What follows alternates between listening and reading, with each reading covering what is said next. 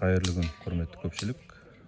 Қазір біз өріктің негізгі ауруларының бірі тас қотыр ауруы жайлы ақпаратын бөлісетін боламыз.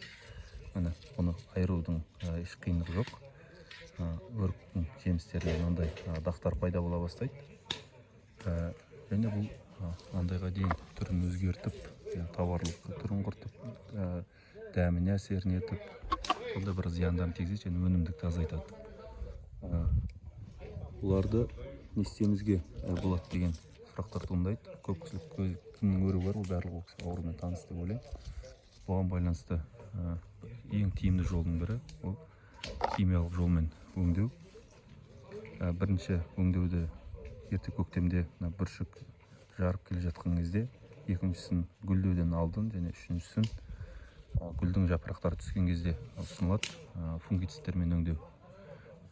Және оны күздігіні өңдеуде ұсынылады, бірақ ол дағы жайлы күздігіні сол бір несі бойынша бөлісетін боламыз. Ал мына жерде қазір біз ауруды көрдік. Егер бұны ауруды фунгицид арқылы тоқтатқанның өзінде мына жердің дақтар кетпейді, осылай қалатын болады.